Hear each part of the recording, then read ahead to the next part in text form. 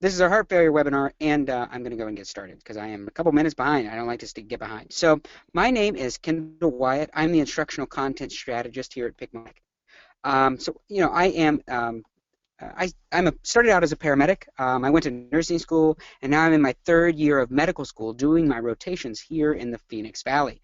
Today was actually my last day of my internal medicine rotation, so quite a happy day in the med school world. I absolutely love teaching. I teach lots of different things, but here at Picmonic, I am the instructional content strategist.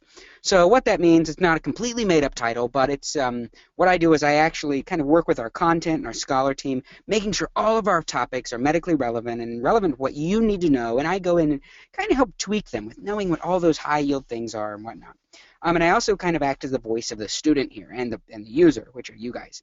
And so what's Picmonic? We use characters to show everything you need to memorize. We put it all together so that you use characters to help you memorize all of those crazy drugs, all the side effects, all the indications, mechanisms of action, all that pathophysiology, which interventions, what assessments are with what disease. And we use characters. So warfarin that you need to know, monitoring PTINR, we'll show you a little wonderful war fairy here. And if you happen to need to know anything about herpes, hopefully not, you would be able to remember it because you would remember this herpes harp. And we have tons and tons of Picmonics and characters. Over 700 different topics for nursing that we cover 100%. Everything you need to know for nursing school and the NCLEX. So what are we going to cover today? We're going to go over cardiovascular system, and we're really going to talk about specifically heart failure and whatnot. Oh, and I forgot to mention, we're broadcasting live from Tempe, Arizona, where our Picmonic office is, inside of our sound booth, where all of our Picmonics are actually recorded. So this is wonderful mood lighting here inside of our sound booth, where all of our Picmonics are actually recorded and that you see in our learning system. But what are we going to cover today? We're going to go over the concepts of the cardiovascular system. I deal with so many students, and they struggle so much with really understanding the concepts of cardiovascular system and how everything compensates. And we're going to go over those, and you're going to be able to just put it all together. And once you have those concepts, then you're really going to know how to understand the blood flow, understand the assessments, and how they present with these different problems with heart failure and the cardiovascular system. We're going to talk about the interventions for it. We're going to do a review and then a question and answer. And then at the end, I'm going to give you a quick preview of our brand new feature pathways at the end. So that's a new thing that we have released out today. So the number one thing with the cardiovascular system is that you have to really understand the components first. I mean, that's something you just have to memorize. You have to know the components of the cardiovascular system. And what does that mean? Well, that really means that you've got to understand normal blood flow. You know, everything I teach and everything in medicine, whether you're a nurse, whether you're a paramedic, whether you're a CNA or a doctor, you have to know the normals. You have to know what a normal patient is supposed to present as, what is supposed to happen normally. So then you know if something abnormal is happening. You know if something is wrong. Then you're able to point it out. We're like, well, I know it's not normal, and then it's no big deal. It's no big deal because you can say, hey, at least I know it's not. It's normal, it's abnormal, and then you can then go from there. So the other thing we're going to do is we're going to talk about how to identify the problem area. We're going to learn what's normal, and then say, okay, how do we identify where the problem area is? And with heart failure, you've got to really understand where the blood flow backs up. And understanding of the normal blood flow, then you can easily walk through how and where it backs up.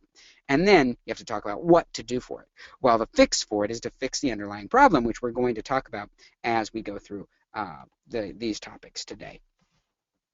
So I love Picmonic here because we get to come up with a lot of really great graphics. So I teach a lot of really tough concepts, and what we've done is we have evolved the human body into my educational fish tank. And I always taught this as the human body. You have to think of it as kind of like a fish tank, and everybody has a fish tank, or had a fish tank, or knows someone that has a fish tank. And you know, if you think about, we're going to compare the human body like a functioning fish tank. And the way this works is you've got to think about the body itself as the tank. You know, it's kind of like the glass tank. It's the holder of everything together. If you didn't have skin, right, everything probably would just kind of fall out. And that's what the tank does, is it keeps all of this stuff together and contained. But inside of a fish tank, you know that there's fluid, and this fluid has to move around, and that moves around inside of pipes. And in pipes, you have veins and arteries. veins and arteries, that moves all this fluid around. And to be able to move fluid around, you've got to have a pump. So a pump is actually moving the fluid through the pipes. So that pump has to actually circulate everything. And no fish tank works very well, or the fish don't live and grow very well if they don't have oxygen and air, right? So you have an aerator in fish tanks. You have a little, the little thing is blowing air in. It's pumping the air into the tank, and that's what the lungs are in the human body. They're pumping air into this tank, and inside of this tank, they're aerating the fluid, and the fluid is, water in a fish tank, or in the body, it's just fluid, or blood rather. It's blood. It's fluid and blood, and it's actually what gets oxygenated. The air goes into the blood, and it's moved by the pipes, and it's pumped by the heart. But sometimes everything gets a little dirty. And when it gets dirty, you've got to have a filter to clean it all out. So which filter is in the human body? Well, that's the kidneys, and that's where they come in. You've got to have these kidneys, and every great fish tank has really nice functioning filters. I always loved to, you think about a great fish tank, and maybe you'd never had a fish tank, and I'm sorry that you never did, but if you didn't, you probably maybe saw Finding Nemo, and you think about what happens when they jam the filter. It gets all gunky and gross, and all of that scum builds up, and that's exactly what happens in the human body, and we have an entire webinar on the renal system and how all that gunk backs up and what actually happens. That's how you have to think about this. If you have all this buildup of all this gunk, well, the filter's probably failing. But every great system and every great functioning ecosystem in a fish tank has to have food. And every food, I like to think about fish food, and that's GI. So if you're a human body, I'm a human. I hope you guys are all humans. And if you are all human, then you all need food. And then just like a great fish gets fish food, the GI system, we get food, and it goes in, and it gets digested and turned into fuel to run things. Now, no great pump works without a battery, right? No great pump works without a battery. No great anything works without electrical power, usually. And that is actually the nervous system itself firing off all of these electrons and everything to keep everything powered. And that's how we think about the nervous system, kind of electrically charging everything to keep everything going. Because the heart does not pump without electrical impulses. And that electrical impulse is part of the nervous system. And that's how it all ties together. Now, what we're going to do today is we're actually going to tie the body, the veins and arteries, and the heart all together. We're going to show you how those work, and we're going to talk about where the fluid backs up. We're going to run you through heart failure, and what's going to happen is you're going to so easily see where it fails at the end. I'm going to come back to this image, and then we're going to look at it again, and I'm going to point to one, and you're going to be able to tell me which other ones then compensate. It's going to be so great, and by the end of it, you're going to be like, wow, that all makes so much more sense now. And then you can reason through questions because you understood the concept, and that is exactly what you've got to know. And here's exactly the image, building and a bigger system. So you've got the tank, you've got your veins and arteries, you've got the heart to pump it all together, this pump pumping through the veins, you've got this beautiful aerator bringing in oxygen and air into the system, and then you have the blood inside of the tank, right? And you've got wonderful filters for all the sludge backs up to keep it from coming in. You've got food coming into this beautiful GI system, and you've got this nervous system keeping it all electrically charged and running. And that is most definitely what you can think about, everything together. And all of these work together. Every single one of them work together. And I could point to one of them and say the other one's failing, how is it going to respond? And you'll be able to see. So the types of heart failure, we're going to go right back into the same thing. We're going to talk about understanding the components again. And the thing we got to do is understand the normal blood flow. And this is not a sexy graphic because we haven't really turned it into one yet. But we talked about those pipes, and you know that the pipes themselves, normal blood flow you have to know. You've got to know normal blood flow. And what happens is, it comes from, on the left-hand side here, you see this is deoxygenated blood. And on the right-hand side, we've got oxygenated blood. Well, it gets oxygenated in the lungs, right? So here are the lungs. See, there's the lungs, and then down the bottom, there are the lungs. So this deoxygenated blood comes in, here it comes all the way in, it gets in, it comes through, it's deoxygenated, it gets pumped in, and ultimately it gets pumped to the lungs, and when it gets to the lungs, it picks up its oxygen and says, hey, I got some oxygen now, and then I'm going out. So it comes in from the capillaries, the venules, the veins. Remember the veins. Veins are not muscular. They work with body movement. So if you're immobile or you have, we'll get to that in a second. But the idea is that it works with body movement. So it comes into the inferior superior vena cava, comes into the right atrium, the right side of the heart. Tricuspid valve, the right ventricle. The right ventricle goes in through the pulmonary semilunar valve into pulmonary artery and into the lungs. So it goes into the lungs, and then it picks up its oxygen. It comes out and comes through the left side of the heart. So what I can tell you is, all you have to do is think about this. When we're talking about this again, we're going to talk about heart failure and how it fails. So if I looked here and I said, what happens if the left ventricle here fails? And I like to ask lots of questions. But if I said this left ventricle is failing, blood flow through the heart should only go one way and one way only. It's a one-way street, mister. And if a part of the heart itself fails, the fluid builds up behind the failure. So here I have left ventricle failure. So where is the fluid going to back up? Where do you think the fluid's going to back up? If it fails here, where's it back up? And you can type in your little question box there as I ask lots of these questions. Some people find it fun to laugh at my corny jokes, but that's up to you.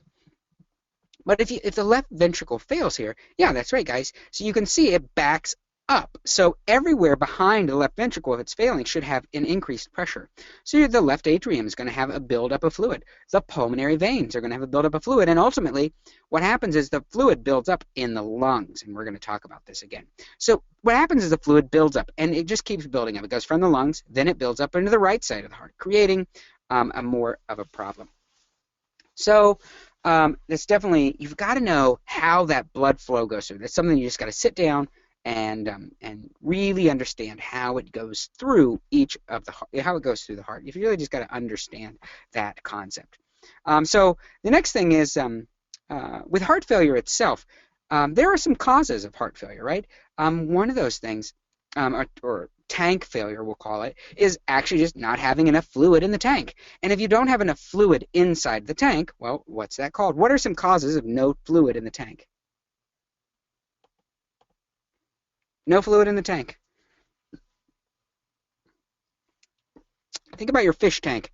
What happens if there's no fluid in the tank? Well, maybe it's sprung a leak. Maybe there's a hemorrhage, right? Maybe there's a hemorrhage. Maybe you're dehydrated. That's another great cause.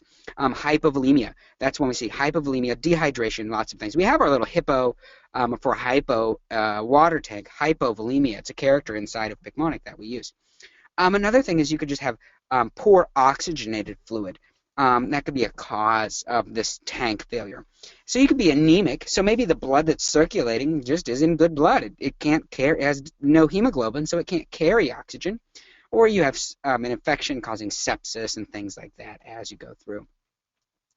Another thing, another section could be pipe failure. So we talked about tank failure. Now we talked about pipes. So remember, the pipes circulate everything through. So if your pipes are bad, what are some ways the pipes could fail? What are some ways? Ooh, lots of answers. So lots of you guys are saying vasodilation. That is very true. Hypotension, as we have our hippo BP character here. Hypotension, vasodilation is for sure. And of course, kind of the same thing. I mean, trauma. If you had a patient who cut their wrists the correct way and pierced the artery, that is a leaky pipe, trauma to the pipe, and you would essentially have a hemorrhage because of a hole in the pipes, right? That is kind of the same thing as tank failure, but very similar to think. Now, what I want to talk about is so we talked about kind of those three components. We talked about tank failure, we talked about pipe failure, and now we're going to talk about the actual pump failure or heart failure itself. So all of those other two, we're going to talk at the end about the compensation piece. But if we talk about heart failure and the actual heart muscle itself, the pump failing, what are some ways that the pump could fail? What should be some causes?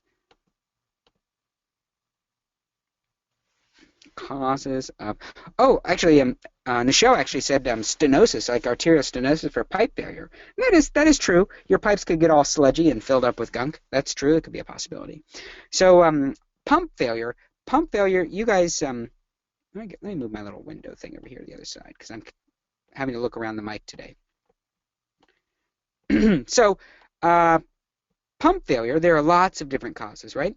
And so one of, Kimberly says cardiomyopathy, and that's right. Cardiomyopathy is an arrhythmia, again, another really good one. So you could have a valvular disease.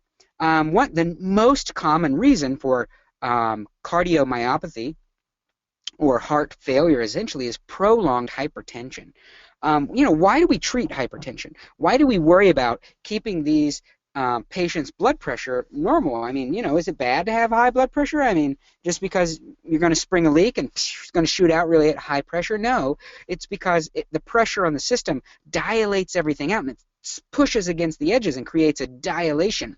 So it creates this, especially in the heart, because that's where it's pumping most of the fluid. You end up with a very large heart, an enlarged heart, especially like left ventricular hypertrophy you see, and that's because that's the biggest muscly part that's trying to pump it all the time. It's from long-standing hypertension.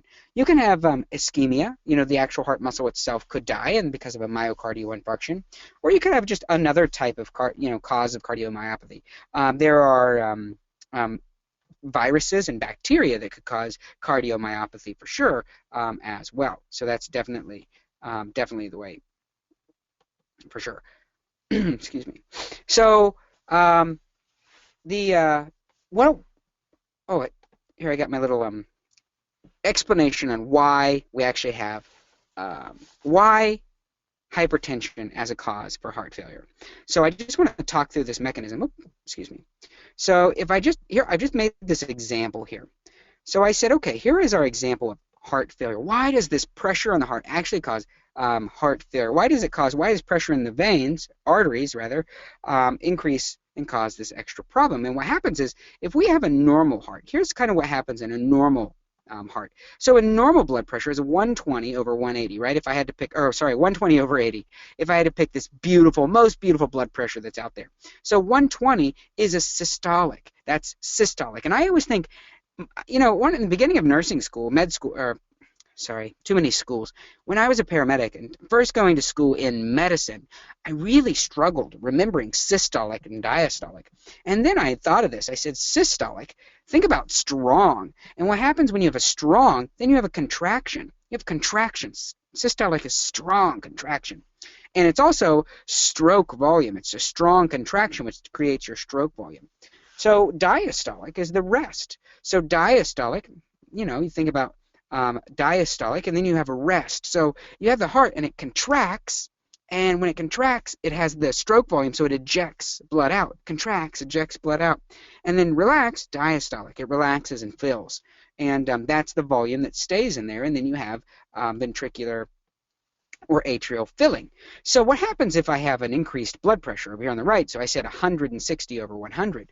Well, the problem is when you have that rest, so the heart contracts and then it rests.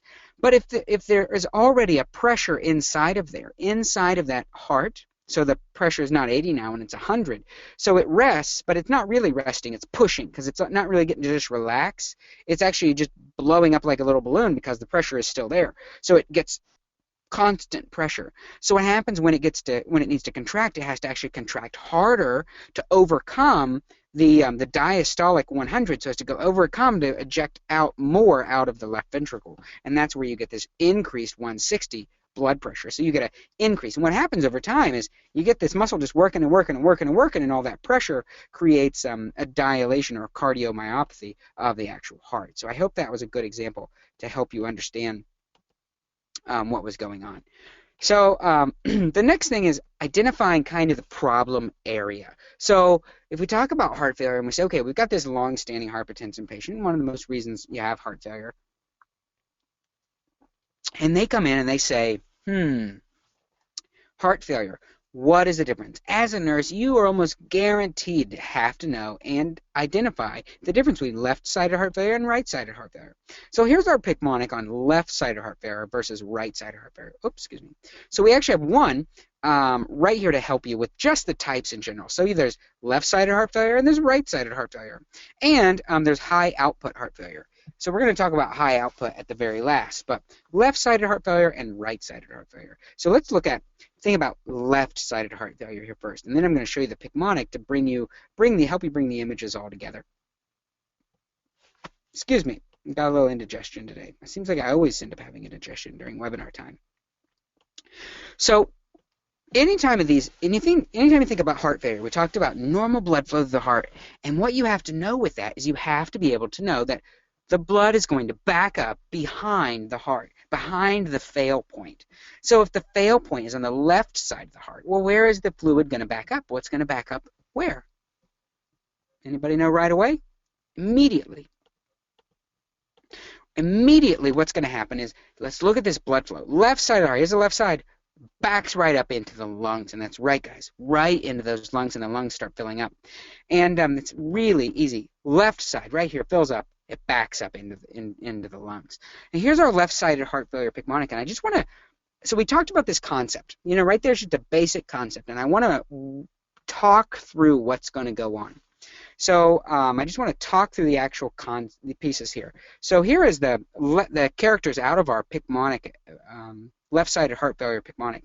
So left-sided heart failure, this left dead heart here, we know that we have pulmonary congestion, back up inside it. So we got these congested traffic here with the lungs. So help you kind of remember that left-sided backs up into the lungs. So that's for sure, backs up in the lungs. You got to remember that. But what do you see? Why do you see this? Well, what happens is, excuse me, you're going to see it back up in this exact direction. And everyone always asks me they're like, why are you showing me this again? Why do you keep beating this into my head? And what happens is so many students struggle with this. So here, let's look. Here's normal blood flow through the heart, just displayed in a little bit different way. So I've got capillaries, veins, vena cava, right side of the heart, go into the lungs, right?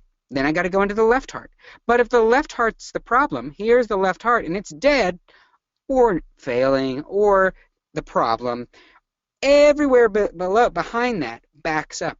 So it builds up in the lungs first. But one thing we know about left-sided heart failure is left-sided heart failure will cause right-sided heart failure. Left-sided heart failure is the most common cause of right-sided heart failure because after it builds up in the lungs, then it builds up into the right side of the heart, increasing the pressure there. Because if there's high pressure in the lungs, then the right heart has to pump harder to pump the blood into the lungs. So that's where you see left heart failure. It's becoming into right heart failure. But first, most commonly, think about left heart and it building up into the lungs first. So if you just remember that, lungs, left heart, lungs, right heart, body. So let's just look at the example here. Let me get to my image.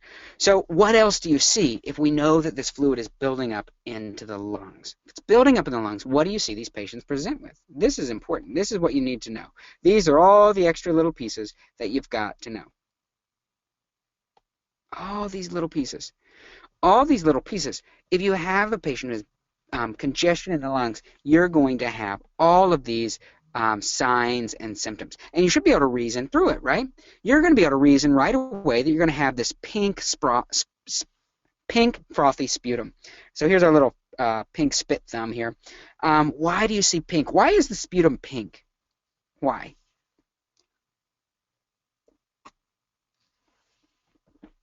It's pink because that's someone's favorite color, pink, right? No, you guys are right. It's because it's pink tinged, and it's because there's a little bit of blood in there. And why is there blood? Because inside of the lungs, I mean, you have a meeting of the minds there with the lungs. What happens is you have the tissue layer, and then you have the vascular bed, and they're right up against. You got the alveoli, the alveolar sacs, and they're right up against these little tiny venules and capillaries that are pumping the blood through, right? They're pumping the blood through right up against these. What happens if this increased pressure, a little bit of leaks in, and it causes this pink frothy sputum because a little bit of the blood then gets pushed in across back into the alveolar sac. So they end up with this this pink frothy sputum. And because what happens, you end up having this also lymphatic and lymph tissue go into the lungs, and you end up with, that's right, adventitious breath sounds, just like you guys said. Especially wheezing and especially crackers. So we got our wheezing weasel here in our cracker box. So I love wheezing weasel. He's one of my favorite Picmonic characters. Now, as heart failure gets worse and you have more buildup in the lungs, these people end up having dyspnea. They have trouble breathing. They have our disc P lungs character right here. Now, of course, there's lots more things. You always, you end up being fatigued. So we got our little sleepy guy down here. See, if you have a buildup, you have heart failure, naturally you have a decreased cardiac output, so you get tired. So you see that in both types of heart failure. But also you have this cough. And how do we measure? If I was a nurse and I wanted to ask my patient, how would you measure, and this is really high yield fact, how would you measure how bad your patient's heart failure is as a nurse.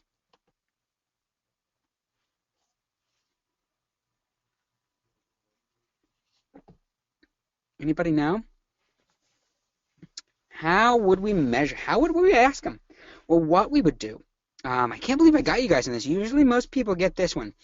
You would ask them how many pillows they need to sleep on at night. Because what happens is the fluid builds up, and fluid, gravity, if I'm sitting up, the fluid goes down and it goes in the base of the lungs. And if I lay down flat, what happens is that fluid then builds up all across the lungs, and I start having trouble breathing. I start coughing. So I have this coughing coffee pot here. I start coughing, and I start waking up. And that's right, Darlene says, how many pillows do you use? That is exactly something that you can use to determine maybe how bad or how much they are having with exacerbations of or problems with their heart failure. So that's a really important fact to be able to inquire. So here's all of the Picmonic put together, and there's an entire story to help you remember this poor left dead heart being assessed and this sputum, pink sputum car crash with our wheezing weasel here. It's one of a really great Picmonic. Now another thing is you see, strong bounding pulses, you see tachycardia, and you see an S3 and S4 heart sound. So those are true, but mostly because once the heart models and changes. So those are all things as well. So we already kind of went over left, so let's talk about right, and you should know now because I just beat into your head left-sided heart failure. So what about right-sided heart failure? Where does the fluid back up? And everybody should immediately type in the answer right away. Oh, so while you're typing, you guys, a couple of you made a good point. It's orthopnea. Orthopnea is when you have trouble breathing when you lay supine. That is orthopnea. Orthopnea. That's a good point, and that is true. That's how you would be measuring the pillows at night because of orthopnea. So that's right. Everyone got it right. Where does the fluid back up in right-sided heart failure? And it backs up into the body. So left lungs. So the left side over here backs up in the lungs. So the right side, all right here. Any kind of problems in here, if you had a heart attack or an MI or problems with the right side of the heart, what happens? It backs up into the body for sure. I kind of got a runny nose or something. I feel like someone put some pepper in the sound booth today as a prank on me because I can't. My nose is running like crazy. I need a tissue or something. Not really, but I mean I feel like I do. If I say that, Steve's going to come bring me a tissue maybe, and then I just blow my nose on the camera. Everyone would love that. So right-sided heart failure, systemic congestion, right? So it backs up into the body. So let me just think about this. Where do you see edema first? Where do I see this fluid back up first? If you have a fluid overloaded patient, that's right, in the feet. You see edema in the most dependent place. So you have a patient, and this is really important to know, dependent edema. Dependent edema means if I took my hand here, and I imagine this is my hand, I laid it on something. So I laid it on my other hand, right? So if I lay the other hand, one hand on top of the other one, let's see if I can see myself. And what happens is, if I do this, so then I take and I lay it off like this. So then I lay my arm off the side, and my fingers become edematous, like this. Well, that's a dependent edema because it's dependent. It's just hanging down. But so what happens is you see these patients, and they sit all the time, or they sleep sitting because I just sleep in my lazy chair because I can't sleep laying down because I have trouble breathing. Well, let me tell you something, Grandma. You got to elevate those feet. You've got to elevate the feet, and that is something you've got to be able to teach right away. Check that edema and get rid of those cankles. Raise up the feet. Put the feet, elevate them to get the fluid to drain out because it's not going to drain out usually any other way without diuretics or compression stockings, blah blah blah. On down the road. So the underlying problem, of course, is right-sided heart failure that we're talking about. Excuse me.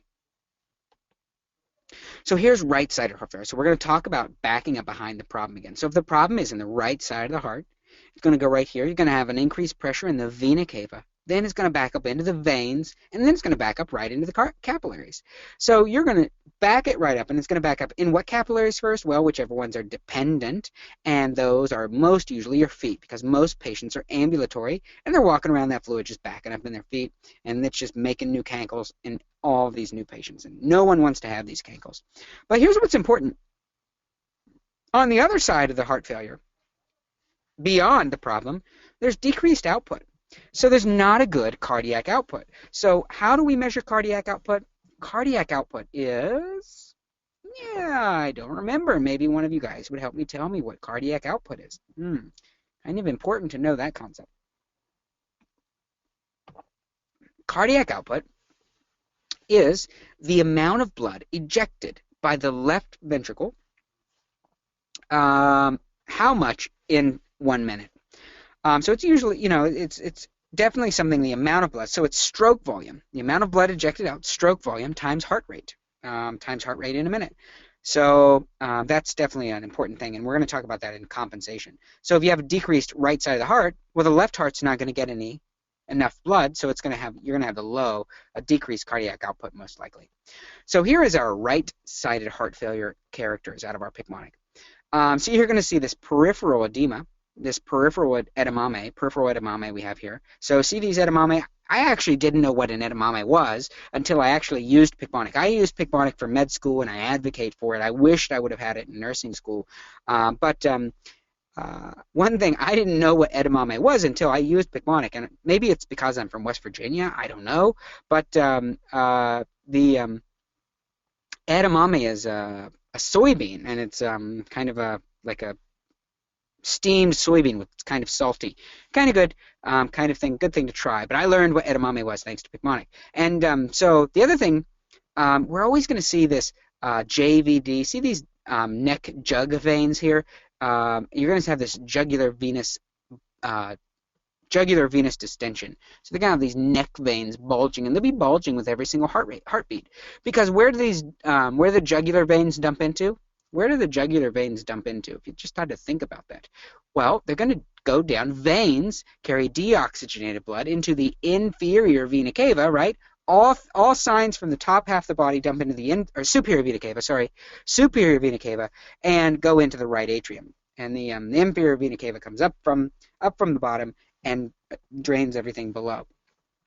But why do I have nocturia? Why would I have nocturia in a patient with right-sided heart failure? Why would I have that? Anybody have any ideas? The reason here is an interesting one. The reason is because you have all of this extra fluid. It's building up, and it's not able to circulate through because it's not able to go through and peruse through as often. What happens is the fluid is not getting perused or pumped to the kidneys as well, too, so it backs up there, and then you end up with this fluid overloaded state, so you have to use the bathroom more often. Definitely an interesting mechanism. So these types of patients, we will see lots of interesting things, and I like this little character. I think it's fun. And that is, you see, of course, fatigue again. Fatigue's kind of a gimme. Oh. And you can see this ascites, this sitting iced tea guy. Ascites is, of course, this belly fluid, buildup of fluid, because from one of the things that drain into the inferior vena cava is the portal venous system. So you could build up fluid in there just like you could build it up in your arms and feet. And you see weight gain. And this is why the number one most important thing that I can beat into your head today is that you must have daily weights in all of your patients. This is very, very important because this is the only way that you can gauge whether you are giving, if you're treating a patient with heart failure, a fluid overloaded state, what can you give them? What do you treat it with? I mean, if they're fluid overloaded, what do you give?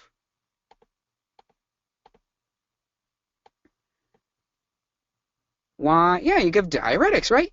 You guys said Lasix. Keep in mind, don't forget this. Lasix, do not use those trade names. You need to be saying furosemide. Trade names are going to get you in trouble because trade names aren't on the NCLEX anymore. You need to have chemical names, furosemide. Actually, it looks like every single person, except for Victoria, said Lasix. Diuretics counts. That's a good answer. You guys are great on that. Diuretics, but you're going to get furosemide. Probably going to give a loop diuretic first. You know, you're going to give a diuretic is the point. And when you give a diuretic, you're getting rid of fluid, and you've got to see how much fluid came out. I was actually furious the other day on, you know, on the floor because the bed broke or something, and this patient's weight, this patient who was obviously fluid overloaded, needed tons of diuretics, and we were diuresing him, giving him lots of Lasix, lots of IV Lasix, and what happened was, you know, somehow he was gaining 3 or 4 pounds a day. You know, this is impossible.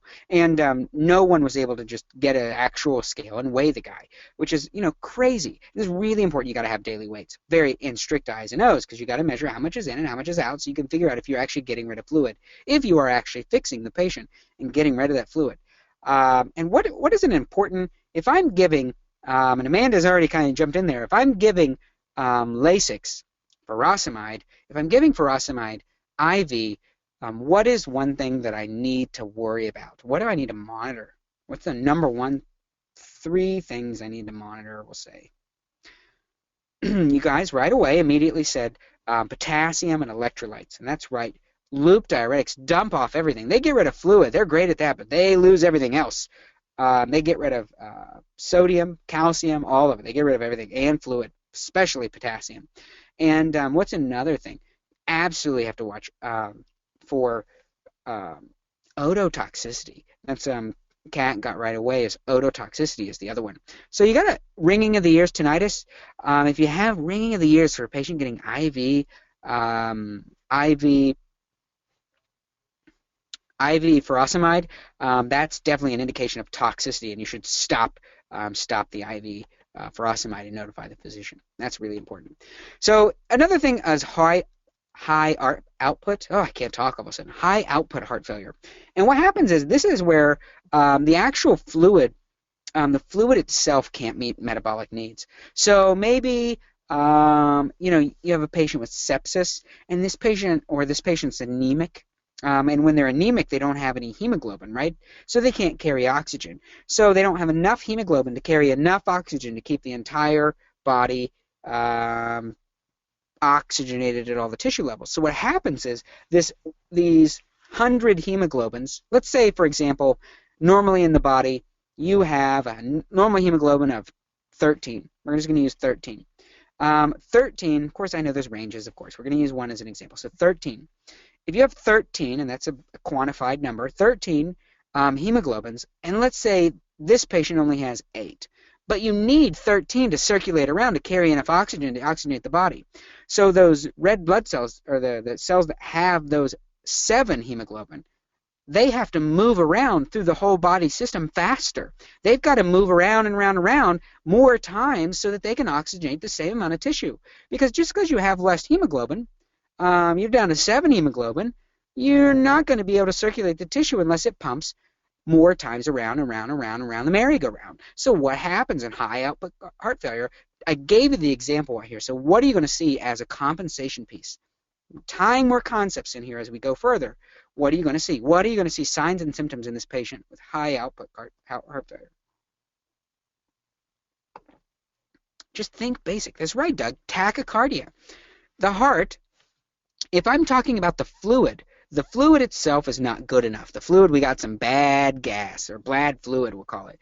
This fluid's not really good. Doesn't have lots of hemoglobin. It only has 7. So what's the body going to do is it's going to pump.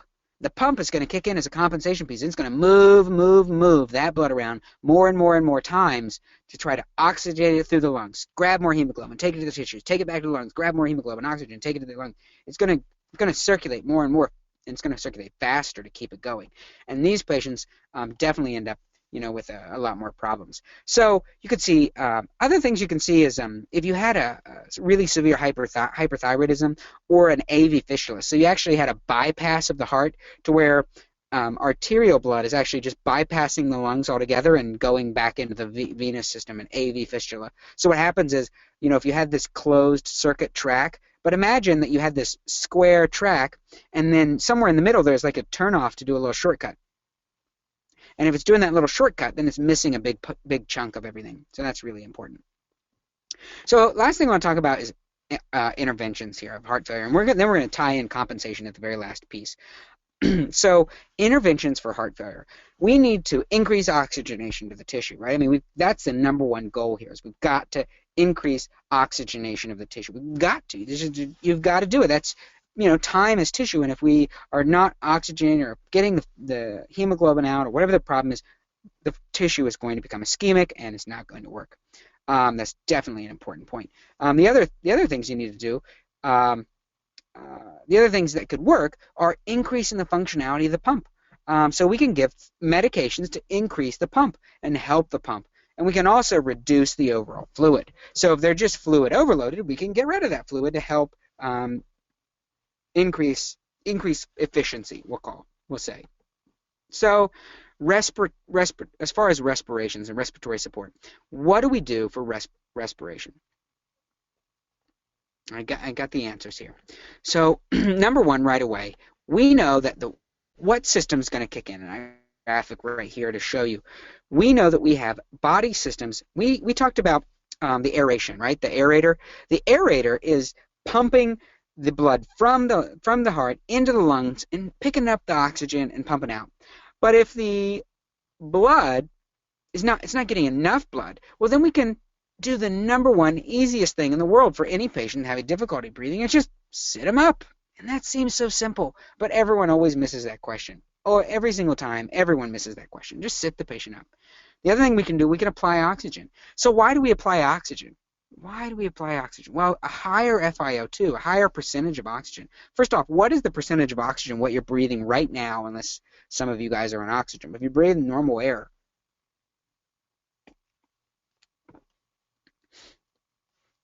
that's right, 21%. 21% oxygen in normal breathing air. And what we know is we can increase, that's called FiO2, or fraction of inspired oxygen. We can increase that by giving a patient oxygen. So then how does that work? Well, what happens is then every breath that they take, every breath, instead of getting 21%, we can increase it to 30, 40, 50, or 100%. We can go all the way up and give them 100%. So the entire amount of air that they're getting in, more likely the oxygen is getting into that membrane, and the cells are able to pick up more. And of course, we can mechanically vent people who are fluid overloaded with like PEEP, positive and expiratory pressure, BiPAP, CPAP, and things like that to push, to keep pressure back, to keep the fluid from coming in the lungs as well, if that's a problem. Now, the next thing we can do is increase contraction. We can increase contractility of the pump itself. So we have this pump, and the left side failed, and the right side's working, the right side's failing, and whatnot. We can actually increase contractility of that pump. So if you got a pump, you can make it work better. And what are some ways we can make the pump work better? What are 10 ways to be successful at making your pump better? Buy a new pump? No, that's not a good answer. You're not allowed to say that. So we can increase contractility of the pump. The number one way, and you guys said it, was you can give medications as well to increase. We can give inotropic medications. We can give digoxin. We can give digoxin. That's a great inotropic medication. Or we can give dobutamine. It's another inotropic type medication to increase functionality of the pump. And also, maybe it's an electrical problem for heart failure. Maybe the actual the battery is just not very good for the heart, right? Well, what do we do if the battery is not very good for the heart and it's not firing off? This nervous system just isn't firing. Well, we get an external battery. We get a pacemaker, and we put that pacemaker in, and guess what? New batteries, great pace. It's able to keep the electrical system going. All of these systems can be supplemented with medications or electrical devices as well. And then last thing we can do is decrease the overall workload. So we have the overall workload of the heart. Heart's working, doing great, now it's failing. Well, how could we decrease the workload of the heart? How would we decrease the overall workload? Maybe we carry it. Something's lazy and not doing so well, we carry it, right? No, I don't think we carry it. Maybe we could just cut them open and squeeze it ourselves. No. You guys are typing in the answer, and that's right. And the big thing there is actually giving diuretics, giving antihypertensives to fix the underlying problem, giving diuretics to decrease the overall fluid, and whatnot to actually decrease the workload. But it's usually decreasing the pressure or decreasing the actual volume of what's going into the heart so it doesn't have to work as hard. And there's always, you know, checks and balances, and lots of people always say, well, what about this and what about that? And there are always a little bit of, you know, random scenarios. But the random scenarios are not what you're going to get on your test questions. Remember not to add anything to these questions. Think about the basic concept. What do I need to do? My patient's in heart failure and they have edema. Well, if they're having trouble breathing, the first thing I should do is sit them up. You know, do the easy before the hard. All of the easy answers are always the best answers, the easiest and the cheapest, unless the patient's going to die right away without some other type of medication or whatnot. That's where you have to think about that. So here's our heart failure interventions Picmonic, which has all of the information here that you need to know. So just an interesting point, what is the diagnostic test to tell me how my heart is functioning, or to determine the amount of heart failure? What's the name of that little test? Not CKMB, not EKG. That's not the answer. So this is where the beauty of Picmonic comes in to help you, because right here it is on our actual image. Right here on our image is an echocardiogram. So see right here this echoing waves and this echo on the heart, and that's an echocardiogram. Looks like some of you guys typed it in. Maybe my image here isn't updating. But to be able to determine the ejection fraction and the amount of fluid that's ejecting from the heart, we actually do a cardiac echo. And an echo can be done transthoraxically on the outside, but the best way to do a cardiac echo is actually do a transesophageal echo. So you go down with the scope into the esophagus, and you check from there, because the esophagus lies right behind the heart. You can kind of see exactly how it's doing, and you can get a lot better read, especially if your patient's obese, which we see a lot of sometimes, right? So I just want to come back here, and I want to go back to the beginning for my image and talk through this systems again. Compensation. I should have put this at the end, and I didn't today, so I'm sad. So here we're going to talk about each of the systems. I'm going to put them all here for you. Here are all of the systems. Just put this all together. Let's talk about heart failure itself. Let's talk about one scenario here, and then we're going to talk about a couple more. Here the heart fails. Now whether it's left-sided heart failure or right-sided heart failure, it doesn't matter. We're not going to talk about that. The pump itself, the pump fails. When the actual pump fails, which other pieces of the body compensate? What picks up its pace and says, hey, I'm going to help out. We're all in this together, because the wonderful fish tank does not work unless all the systems work. What happens here, if the pump is failing, what you see is that you will increase oxygenation. You will have an increased respiratory rate because it's trying to increase respiration to that smaller amount of blood that may be coming in. You may see, if it's hypovolemia, you may see vasoconstriction. You may see an increased vasoconstriction to put more fluid into the heart, to put more fluid into the pump, so that the pump actually has better output. You're going to see those types of things. And what you're going to see is you might see increased like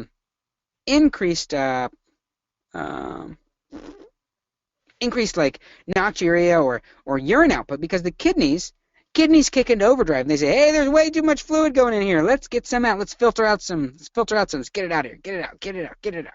So you see this constant urinary output because the kidneys are trying their best on their own to get rid of as much fluid as possible. Because the fluid here maybe is fluid overloaded, or maybe the heart is failing, and that's what's causing this transient fluid overload.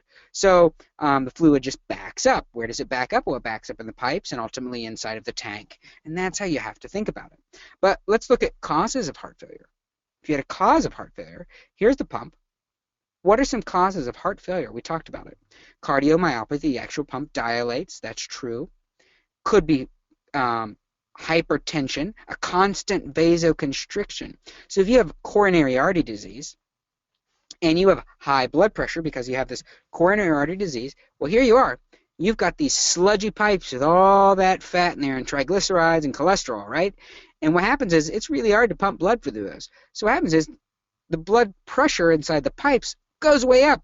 So when this goes way up, it dilates the heart out, stretches it out to the point to where it then fails. Or we could have an myocardial infarction or an arrhythmia. And if we had an arrhythmia here, that's where the nervous system comes in. So the nervous system itself comes in. Nervous system comes in, and it says, oh, hey, heart, you're not going to work so electrically well anymore. We're just going to maybe not really conduct because the batteries aren't working so great to your electrical system of the heart, so we're just not going to work so hot, and we're going to fail off this piece. So you see the fluid backs up in the pipes, causing this fluid edema, causes all these things to back up, all the pressure backs up. But what happens? Well, we could pace those people, give those people a pacemaker, we could electrically shock them and fire those neurons back in to the actual system, bring it all together. That's exactly what we need to do, and that's how you need to think about it. So let me just bring my place back to where we were.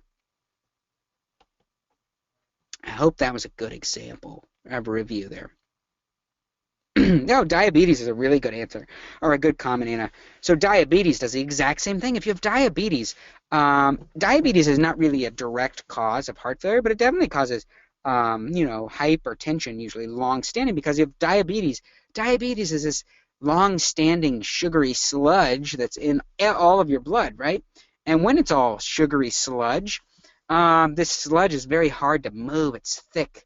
And then it causes this hypertension, and it causes mostly, where do you see damage first? Where are the couple of places you see damage in diabetes because of this sludge? Where does it get stuck?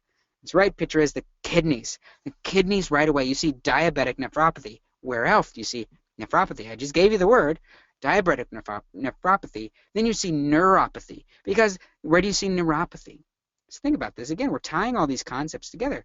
That's right. You see it in the feet and the fingers. You see it down the feet. You see the diabetic neuropathy. Because that sludge sludges everything up, and it's not working. You have this, backs all this up. That's why the number one thing, kidney failure, you see neuropathy, and that's right, you see retinopathy. You see eye changes. So what's a really high-yield fact about diabetes and their eyes is that you need to do what? What do you have a patient always comes in? Always need to tell them, or you have a patient comes in, and they're saying that they're having to change their glasses all the time. It's such a classic question. My eyeglass prescription just keeps getting worse. You check their eyes. You need to check their blood glucose. You need to find out if they have diabetic nephropathy. Diabetic retinopathy, sorry. And that is also for the exact same reason why if you have a diabetic patient, what's the most important thing you need to do? You need to look at their feet. You must look at those feet. You've got to. Everyone loves feet. They're everyone's favorite thing. And with a diabetic, they better be, because that's always going to be probably on that list of possible questions you're going to get on your test, is look at those feet. And do we cut toenails in a diabetic patient? No, no, no. Do not mess that up. Never cut toenails. Don't cut toenails. Bad choice. So what you need to do is, just as a review, is you've got to understand the components. Know this normal blood flow of the body. You've got to know how to put it all together and exactly how it really works. You've got to understand putting all the things together, knowing the normal blood flow of the body. I mean, you've got to know how it works and putting the blood flow together. So if you find the fail points, the left side of the heart, well, then it's going to back up behind the left side of the heart. Where does it back up? It backs up into the lungs, and that's how you have to think about it. Because then you can think, obviously, where it backs up, then you know the problem area, and then you can treat it. You can treat the underlying cause for sure. And those interventions are really, really important. So, of course, and my best thing here on the review is make sure you shower me with gifts. That's really, really important. I like lots of gifts. I like chocolate and candy and cash. So if you have any cash, I get paid by how many times I can show this Picmonic cup on an image for advertising. Now, if you have any questions of anything we went over today, type it into the box there. The only thing I want to show you is I want to show you the new feature we have. I was trying to enter full screen mode, but we have this pathways now. So what you can do with pathways is we have organized all of our Picmonics into not only the courses that you need to know, whether you're in fundamentals or med-surg or pharm. So let's say I'm doing med-surg like we're doing today. So you can see that we have all of these pathways. You're taking med-surg? Great, good for you. Open up med-surg and go exactly where you are, and we can follow along all of the topics that you need to know for medical surgical nursing. It's everything you need to know. So here we are into cardiovascular. We got some ECG, cardiac enzymes. We go down into disorders. All of the disorders organized and ready for you, exactly how you need to go. this is great whether you're in nursing school, but you think, oh, well, I'm already graduated with nursing school. I need to study and take the NCLEX. Well, we got a treat for you. If you go to our pathways, what you can actually do is we have the NCLEX. Right here, you can click on NCLEX and actually open up the entire NCLEX and follow along a 1 through 790 Picmonic experience of the entire NCLEX that you need to know. And you go through and you learn. So you open up, let's say we're going to go to pharmacology basics. I'm going to choose this one. I'm going to go right into medication administration, and I'm going to start right here at the 6 rights of medication administration. And I can go in and learn that Picmonic, and it'll keep track of all of my progress as you go through. So let me see what we have for questions really quick. I lost my place. Oh, Zen says she likes the new pathways because it's more organized. Zen, I like the new pathways too because I most definitely love the new pathways. I especially don't love how much time it took organizing all those, but I'm glad we have it. It's going to be, it takes our product to really pushes it to the next level. So Sierra asks how many Picmonics are in the NCLEX part. All of our Picmonic for nursing Picmonics, over 700. I think we actually have 780 in total, but you can go in there and they're all organized there for you, 1 to 780 for exactly how you need to learn. Michael says, Picmonic's really helping me feel better about NCLEX. And I'm glad, Michael. But let us know if there's something else we can help you with or if you're struggling with a particular area. Oh, and I forgot to mention, we have our other webinar series on our Picmonic on our YouTube channel for sure. Oh, Zen, this is probably the most common question we seem to be getting is, can I watch this new Pathways if I'm already a member? And there is no extra charge if you're currently a Pathways or currently a Picmonic subscriber. Pathways is a free part of Picmonic, so there's no extra charge. You just have to be a Picmonic subscriber as well. So. Oh, Anna says it's actually 10 rights now for medication administration. And I mean, there's technically like 300 rights, right? But there's so many.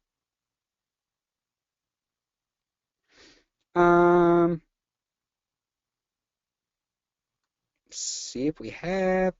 Anna asks if I have a webinar on PVD or peripheral vascular disease or peripheral artery disease. No, we actually don't, but we have Picmonics which cover those, and all of those really hard to remember which one's which one's dark and brown, and which one's red and pink. We have Picmonics to help you keep those separate, and that's definitely important.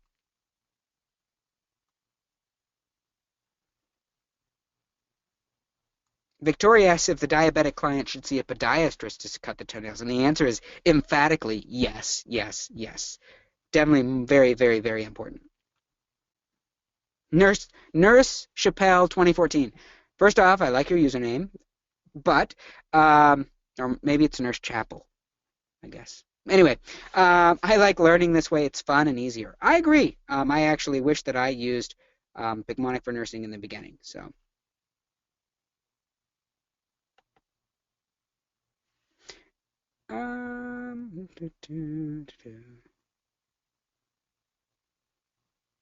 Looks like how many are on YouTube? How many videos I think are on YouTube? I think we're at 9 right now, 9 different ones.